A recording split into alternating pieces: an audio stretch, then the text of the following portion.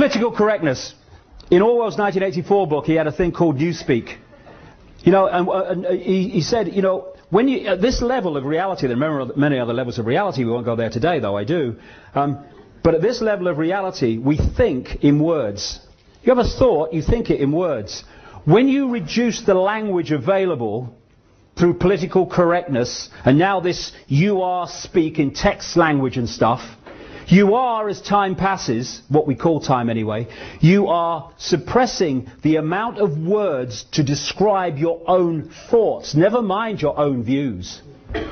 This is what political correctness is about, and also playing minorities off against each other. And the left in politics has been played like a violin. I'm from the left, there's me art right there. And here's me sodding brain here. There are a lot of genuine people on the left, what they call on the left. It's all a load of crap anyway, right, left, it's all part of the same scam. Doesn't matter.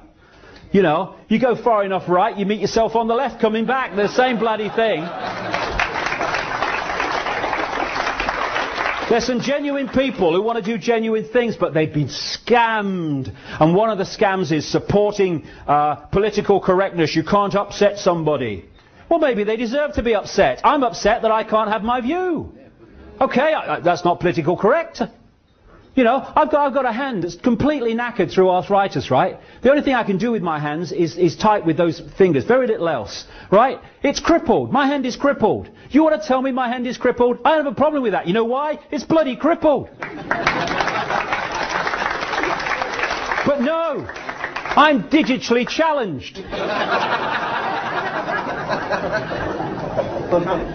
You know what I said earlier? Some people would have got it, maybe some people didn't. When I talked earlier about you can't say brainstorm, you have to say thought shower, that is actually being introduced by some companies. I'm not kidding, it's not a joke, it's happening. And what it's doing is playing minority off against minority. So, for instance, and basically, you remember that image where all the countries were tied up in that web of stuff? They want to do that with minorities. So everyone polices everyone else. This is the idea. The few can't police the many. They have to get the many to police each other. That's what they do. So, for instance, if you're a gay person, good luck to you. I have a simple philosophy on life. Do what you like so long as you don't impose it on anyone else. That's it. That's my philosophy. Anyway,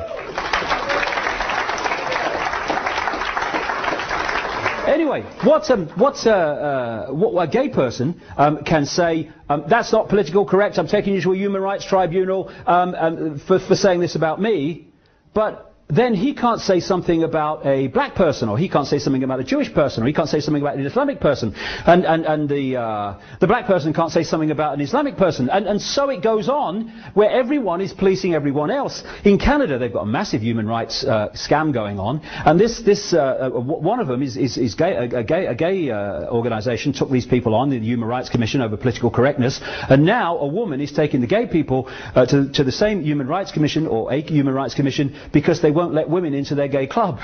You know, I mean, this is how it works, right? This is what I'm talking about. It's nothing to do with freedom, it's to do with control. And by the way, you know that guy, Sir Trevor Phillips, is it? No, not Sir Trevor Phillips, it's Trevor Phillips, CBE or MBE or something, right? He's head of the Human Rights and Racial Discrimination organisation that the government runs, right? Well, I wrote to him because I came across this thing, and it said, if you have any evidence of racial discrimination, right, write to the Racial Equality Commission. It's called something else now.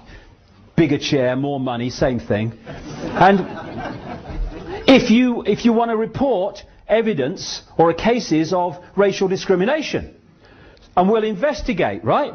So I write to him, and I say two things. First of all, I'm reporting the British royal family as the most racist institution on the planet, because not only do you have to be white, in effect, you have to come from one bloodline, and you have to follow, at least officially, one religion. I want this investigated. And I said to Trevor Phillips, oh, by the way, why are you, as head of Against Racial Equality, why did you accept an honour from the Queen? It was an MBE or CBE or something, from the most racist institution in the world.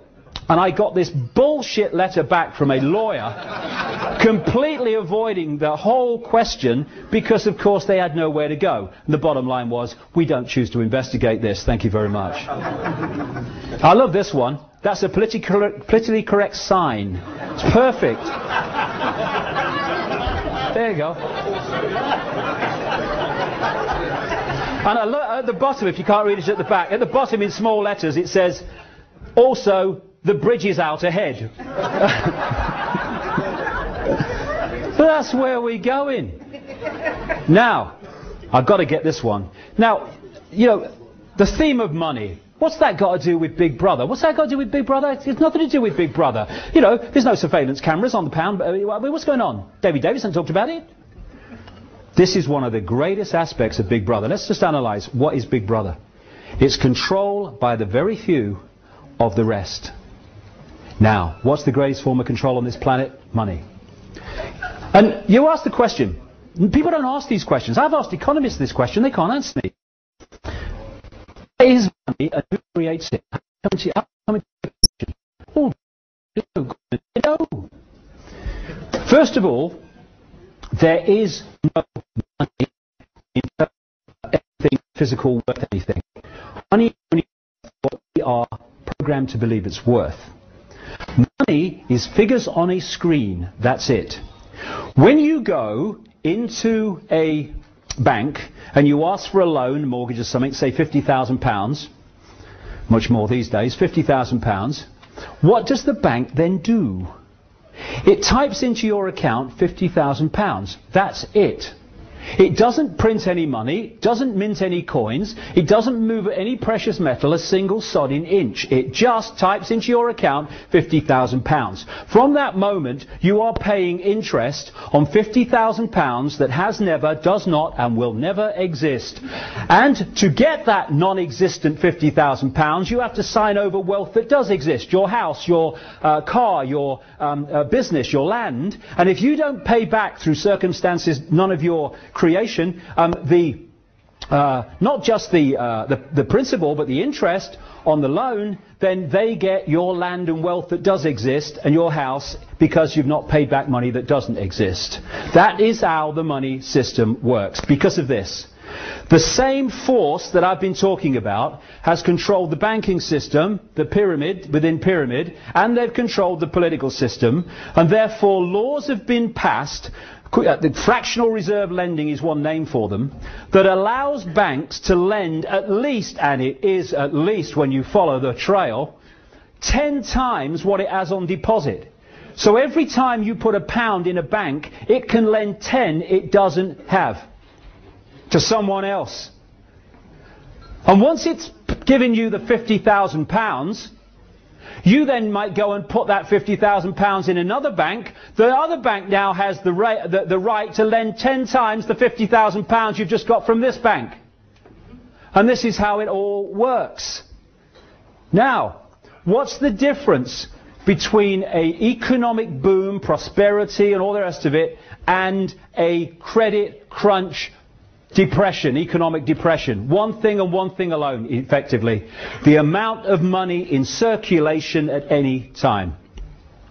Who controls that? The private banking cartel on their decisions on how many loans to make, called credit, which theoretically puts buying, exchange rate, means of exchange into circulation. The more they loan money, the more money is circulating, the more money there is to buy things, the more things need making, everything starts to expand. People tend to get in more debt when they are in a boom because they're confident, they've got lots of orders at the company, the job's strong, so we'll have 2 holidays, we'll have a bigger house, we'll have another car or a bigger car. That, in the banking system, and this scam's been played for centuries, and what economic correspondents earning a ridiculous amount of money, whatever they pay them, it's too much, they call this the economic cycle, as if it's